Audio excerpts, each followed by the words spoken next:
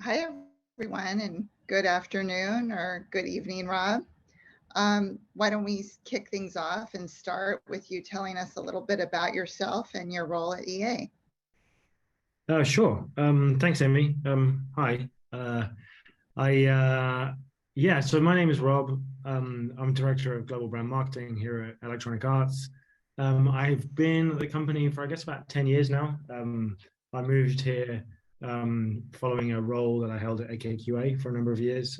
So I used to work in advertising, and whilst I enjoyed advertising a lot, largely because of the people I was working with and the kind of ludicrousness of that craft, the I think that I was in need of trying not to always have to solve the problems with advertising, and thought, wait a minute, wouldn't we be better off if just the brand had made some decisions upstream that meant we didn't have to try and solve it in this way here in the kind of public eye? And actually, if we just developed a product which was closer matched to someone, then maybe this thing would stand a better chance of surviving.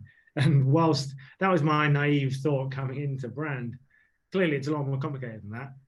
But nonetheless, that's the thing that keeps me going, is this idea that we have the opportunity as brand leaders to shape our brands in ways in which we believe are as informed as possible by the signals that we pick up from the market and the people and the audiences who we deem to be folks who may enjoy what we're doing, and then try to bring that to life in the products that we build with our studio partners, and ultimately speaking to people again on the other side when we bring them to market.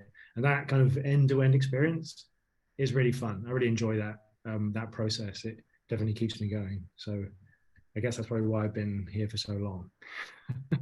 the And also the cycles that we have at EA are long too, because our games, they take a minute to build. Like it's like a 3-year project. So there's always one more. It's like let's do it again. And so off you go another 3 years. So it's fun times. And for anyone who follows EA, it certainly seems like there's no time to rest. You have your launch season, and then you're off to the next game, and just I don't know when you all sleep. And clearly, also for anyone who follows EA, your department is very successful because we've seen you from anything to the biggest video game in the world to winning Academy Awards, to the list goes on and on. So very successful brand and company, and has been for quite some time. Yeah, I think that's one of the things which has certainly attracted me to ETA in the first place, was the breadth of the portfolio and the fact that there is so much opportunity to do interesting work, no matter what floats your boat, whether it's sports or like shooters, if that's your jam, or indeed more like the marketing craft. So you mentioned the Academy Award. The team who did that, I mean, it was phenomenal what they did, and it was an idea that just came to be around telling stories about a horrific period in human history, but telling it in a very human way. And I thought they did a really fantastic job in bringing that to life. Definitely, there's something for everyone. Yeah. So we talked beforehand a little bit, and one of the things I thought was so interesting was we talked about, it's one thing to define and determine the brand, and there's people who are experts and about it and are making very well educated decisions.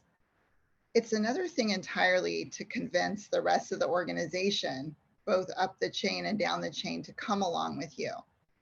How should brand leaders like you approach this challenge that's part of the job, but certainly a different phase or add-on to the initial determining of the brand and what the brand's trying to achieve? Yeah, it's a great question, and I think that it's something which I've begun to understand, I guess, the hard way, to put it simply, in the sense that what you're talking about, I've discovered, is actually the work. That's actually what we do, and so whilst on the surface of it, it was the assumption, at least that I made, around what we need to do as brand leaders is, is to, to build these documents which explain what our brand stood for, who our players are, what it is that they need from our brands and from the playing experience. But through over time, I gradually learned that it actually, yeah, sure, you need to do that, and you don't just need to do that, you need to do that with savage attention to detail, like really, really savage attention to detail. we pride ourselves on my team of being utterly savage with each other. And if anything is even remotely fluffy or has any kind of marketing, jingle in there, then it's cut. It's like, no, that's not going to stand up. It needs to be able to, whatever we produce needs to be able to bear the fiercest scrutiny possible. Because if it can't, then it's that trust actually that was being discussed on the previous talk internally gets undermined in a heartbeat. And sometimes that trust can be utterly destroyed, and it's going to take months to bring it back, or it can just be a case of death by 1,000 cuts.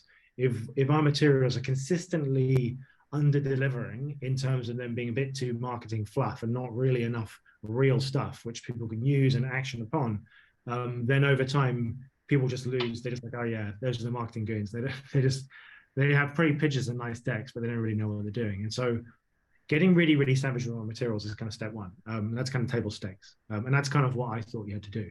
But actually, it's ensuring that once then we go to our internal partners with these materials, that we're going to be able to sell them, and they're going to be able to stand up to tough scrutiny and justify tough questions. But also to be able to defend us against the organization potentially wanting to make short-term fiscal mindset-led decisions rather than long-term brand building decisions, which is obviously what we want them to do. And so I guess like 20% of the work is building those materials, but then the other 80% of the work is working with people to help them use them in ways that they can do their best work, out the back of it. And ideally feel like we weren't even in the room. They came to this realization about what they needed to do with the brand without us even being there. And that's the dream.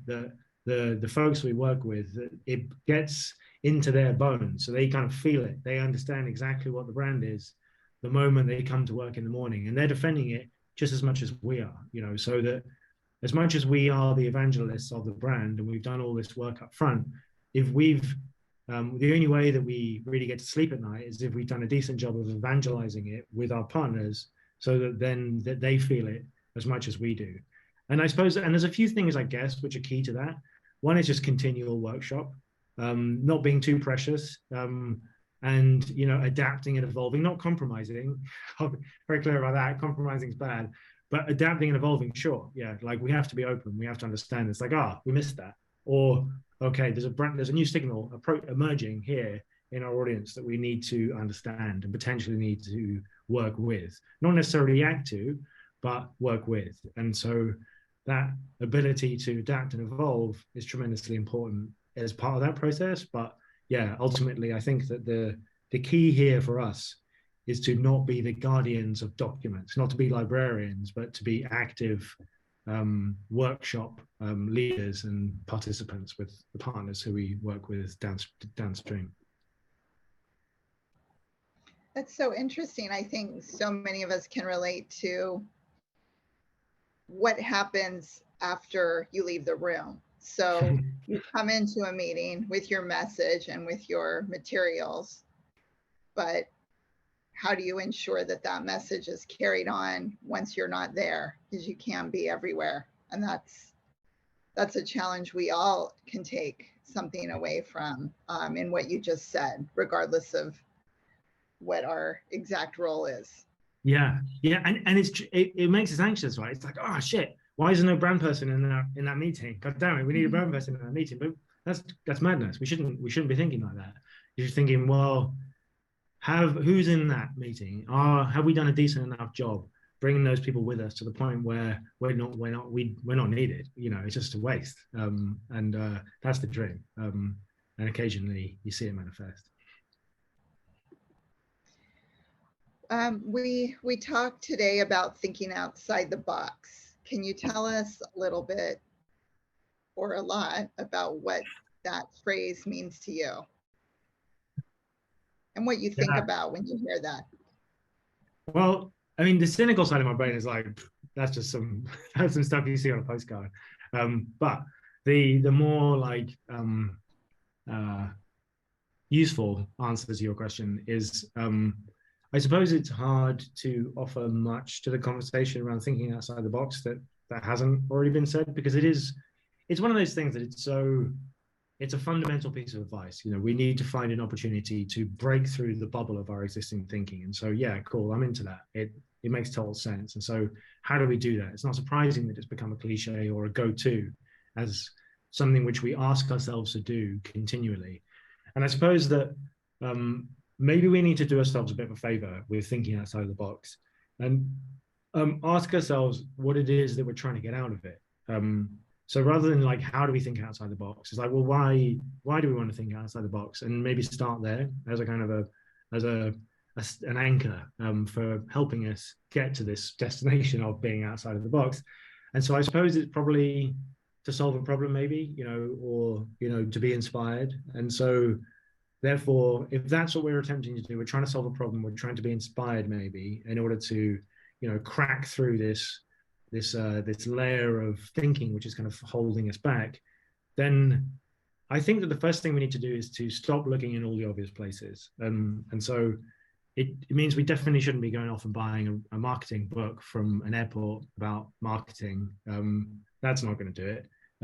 Neither is a book on creativity or any of those, or brainstorming, or any of those types of things. I don't believe that you're necessarily going to get anything from any of those materials which you don't already know, because somebody's probably read them and mentioned them in a meeting at some point. And so I don't necessarily think that's going to get you what you're looking for. That's not going to get you that flash of inspiration or that genuinely new way of solving the problem. And so I guess, speaking like really personally, I mean, I get it from cycling, I suppose, or running, when you enter this kind of meditative state and you're actually not thinking about it anymore. That's a tremendously helpful method, I think, for getting to the point where you've had this problem which you've been living with a few days, you can't crack it, nothing's working. Then you allow yourself to stop thinking about it, think about nothing else, by entering the meditative state of running or cycling, whatever it is you happen to do. And suddenly it's like, oh shit, wow, I've got it. This is it, eureka. And that's real, and lots of people can attest to that. And so I can vouch for that being a particularly powerful way of doing it. But additionally, there's things like when you're doing something else entirely, that I think we should give ourselves the opportunity to find inspiration and ideas from outside of the realms where we'd normally look for them. And so, I don't know, like browsing clothing, whatever, online, like there's maybe something in the way in which the user experience has been designed may well give you an idea about something utterly different. And I find this all the time, that these links between the things that we're experiencing in our day-to-day, which appear to be mundane, can actually have some real nugget of gold in them. Or like a science fiction novel, for instance. I'm constantly being surprised by little tidbits of information that I'll read in there, which will apply directly to a problem which I'm trying to solve in something which is completely unrelated. But it's just given me a new way to think. I think that one of my favorite moments, this is kind of slightly different, one of my favorite moments where I was given the opportunity to think outside the box or see the world in an entirely new way, was once when I was at a conference and I walked into a room trying to just get some place to get some headspace and write some emails. And so I thought, I'll just go in here, this will do.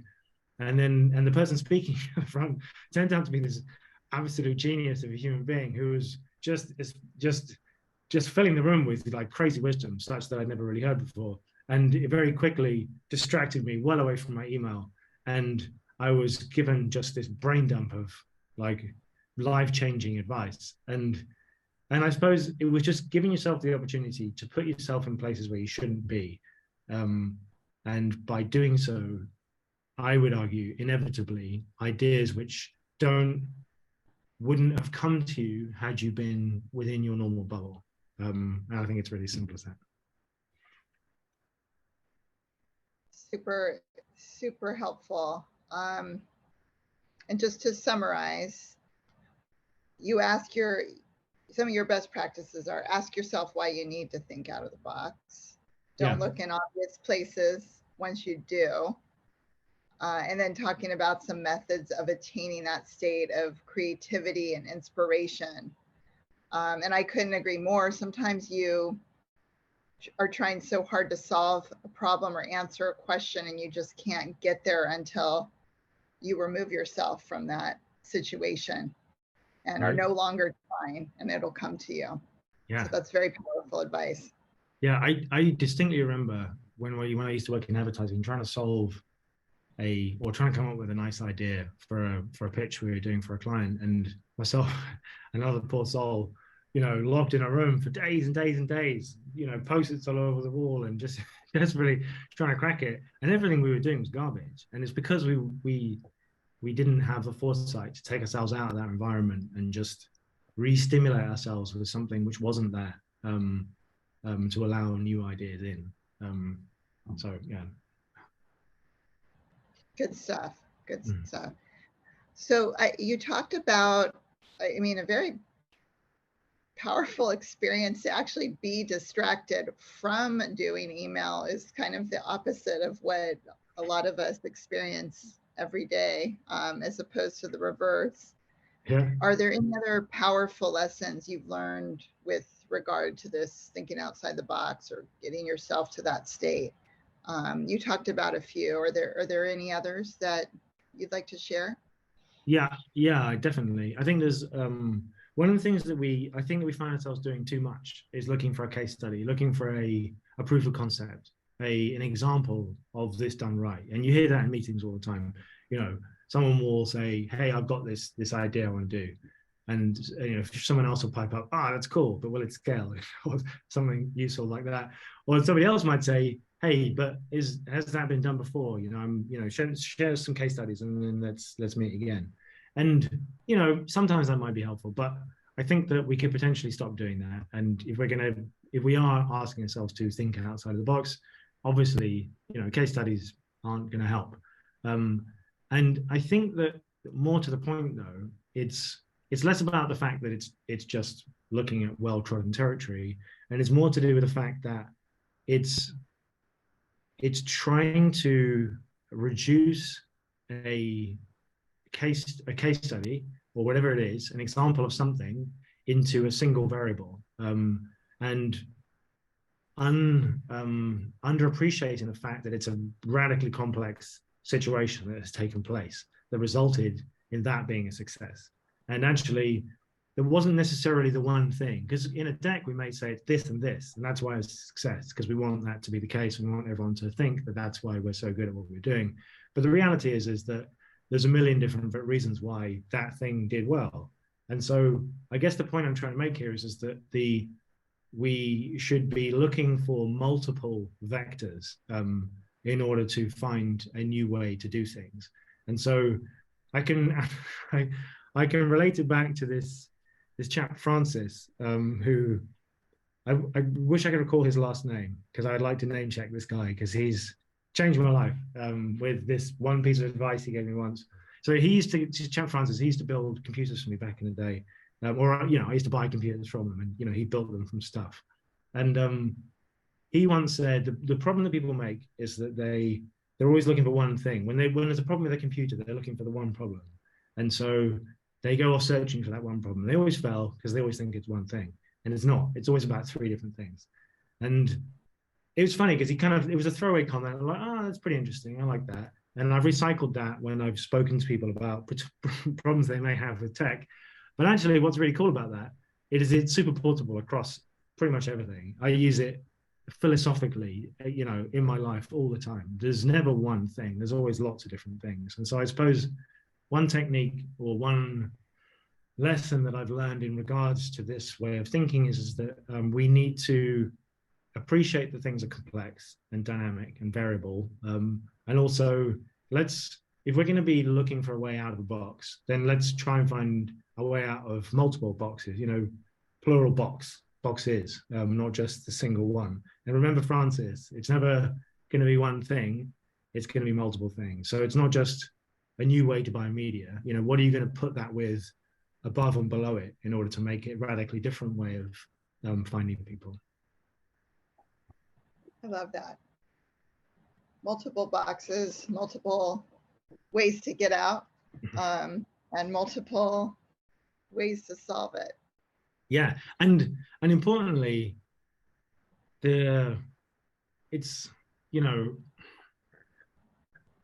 Amisha on the previous talk, I think she said a thing toward the end about how we expect innovation to be this big thing, and I think that's half the problem again with this same topic.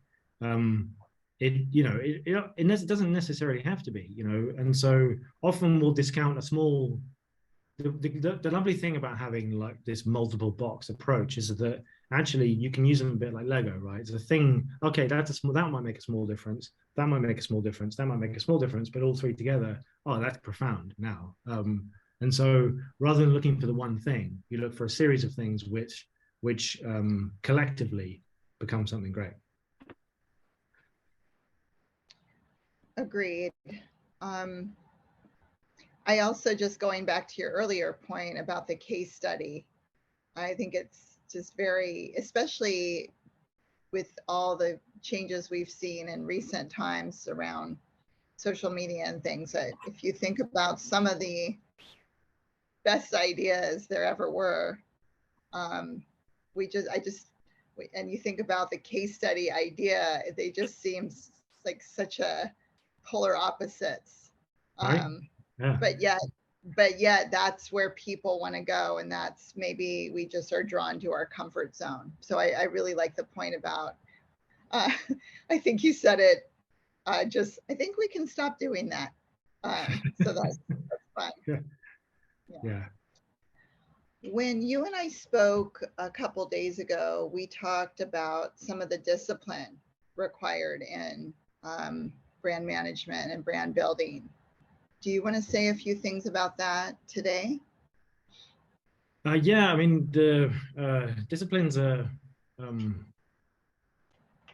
yeah, I mean, I guess it's thick skin, you know, is required when building brands. I think that we're so often wrong, particularly when we're kind of building our initial positions on things and attempting to maybe grow in an authentic way, you know, and so there's so much opportunity to be wrong. And so allowing yourself to be okay with being wrong a lot, I think is really valuable as part of the discipline.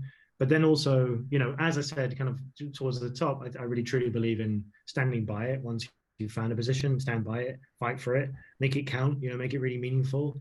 And the more work you do up top to make it meaningful, the better chance you have of being able to stand by it and making it count when it counts. I think that the one thing which was thrust in my face once was that I realized that I was using data too much to prove myself right.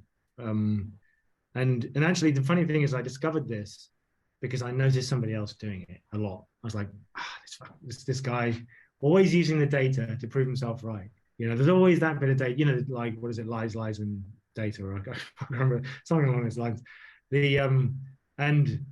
And then I was like, wait a minute, do I do that? And then I started to look back at all of the work that I produced over the last 5-6 years. And I'm like, oh wow, yeah, I really do that. I always do that. You know, countless emails in my sent box of like, hey, you know, analyst friend, do you have anything which proves this? Yes, cool. Here you go, wicked. That's going to go in the deck. And did that all the time. And that I initially kind of brushed it off as like, well, you know, I guess that's what we all do, whatever, you know. But then it struck me there's actually an opportunity here. And actually, there's a best practice that we can all fold in, at least I choose to now. And that's to, once reaching a hypothesis about what we believe to be the right way to go, the right thing to do, the right insight, whatever, rather than looking for data to prove us right, let's look for data to prove ourselves wrong instead. And spend some time with some really smart analysts to just completely decimate the position that we just pulled together. It's pretty intense experience to go through, but so good, and leads to always lead to something interesting, and always kind of, sometimes actually it's really strengthens it. It's like, oh wow, actually, we got to completely bang on. This is perfect. But a lot of the time it doesn't. Most of the time it doesn't. And I think that that's one of the most transformative things which I've begun to do with my own work. And I think it's a thing which I was exposed to. Occasionally you're hit in the face with your own bias or your own bad practice, or your own whatever it is, and there's an opportunity to learn. And for me, this one was really important because it's given me a thing that I now use all the time to make the work stronger. Before I comment on that, I just want to remind everyone that if you have any questions for Rob, please feel free to drop them in the chat and we can take those. That strikes me as very brave and very difficult and challenging to try to prove yourself wrong. I think we all tend to have moments where we have happy years, and it really, we, just as humans, we do want to have support for our ideas and feel good about our ideas and our contributions. So do you have any advice for the participants on how you really approach that honestly and truly to really look and see if there's data out there, or there's another way of looking at it that would cause your idea to be wrong? That strikes me as something that's probably a lot easier said than done. Well, proving yourself wrong. Correct. Yes. Well, actually, it's incredibly easy. Because I realize it's just the way in which I formulating the questions to the analyst. There's, I think that there's ways in which we prime questions that we almost give the answer in the question all the time, and we do this with each other all the time. It's just part of being a human, I guess. But that needs to be stripped out of when asking questions of our partners and in the analytics departments. And some of the ways in which I'll do that occasionally is to read again and read again the question which I'm posing of the analytics team, to ensure that there is zero bias in the question that I'm asking of them. So it's not necessarily pitch to them as like, hey, prove me wrong, because then it's just sport. And they'll try to do it, and they'll probably be able to do it. So it's more about like, how can I phrase this in such a way that it's pretty clear that I just need some analysis on this data set in a completely impartial, objective way, which we can then look at together, and then imprint the thesis that we held previously and see if it still held up. And if it does hold up, well, that's interesting. And then I suppose then the next step is there any other data out there that we can look at which may well fly in the face of this? And I guess one of the rationale for doing this is that inevitably I find that in order to bring others along, particularly if the thing we're proposing is seemingly harebrained and has no case study or proof of, like, there's no way this is going to work, then I genuinely think it helps tremendously to be able to say, well, we've looked at it from every direction, actually, and this isn't just some harebrained idea. There's a number of ways this could go disastrously wrong, and it looks like this, but there's also tremendous upside over here. So I find that it allows the room, because ultimately this is information which is going to enter a deck, which is going to help guide others to join us in whatever decision we're trying to get made. And so, but I think it helps the room to observe it in an objective fashion as well, and rather than feeling they're getting hoodwinked by some devious brand people who just want to get their own way. Right. Yeah, it's excellent. And if you've already thought of things and solved things that others will be concerned about, there's something very powerful in that, as opposed to trying to solve it in the moment in real time. Right. Yeah, fully.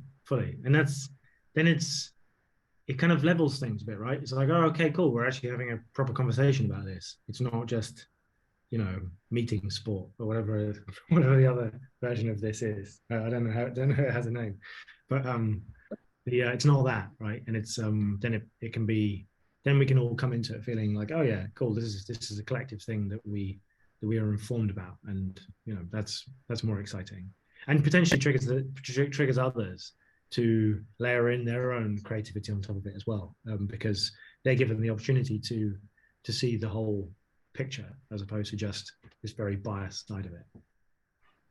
Exactly. Rob, is there anything else that around best practices that you tend to rely upon or apply that you'd like to share?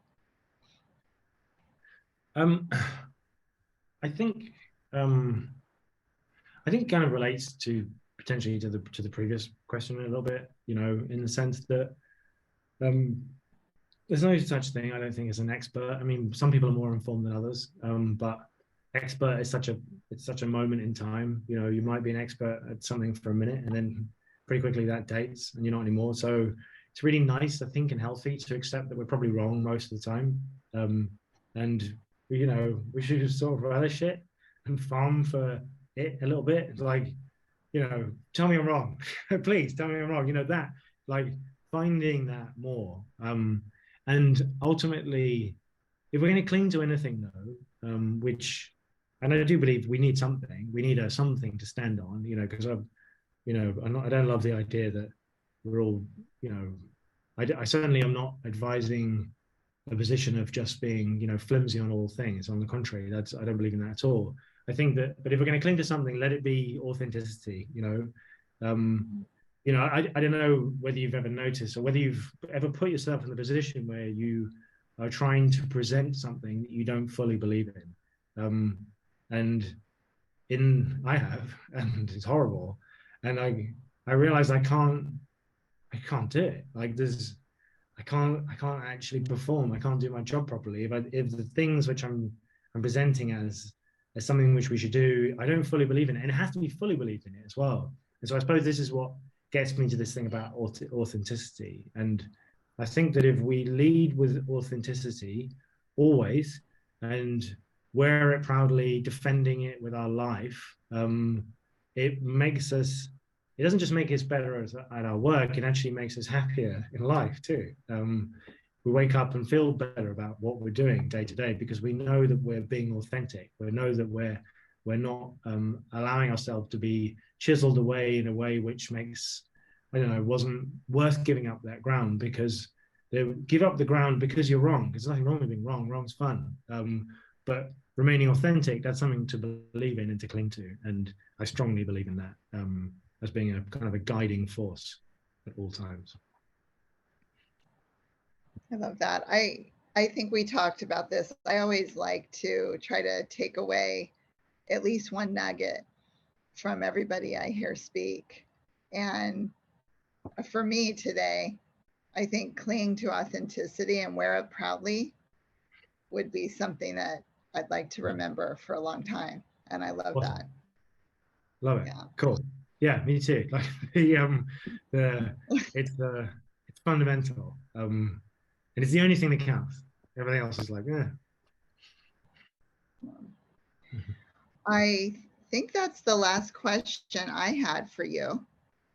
Is there anything else, Rob, that you'd like to share with the group before we wrap up? No, I don't believe so. Only to say thank you, Amy, for taking the time to have this conversation with me and pulling together these nice questions. It's been fun.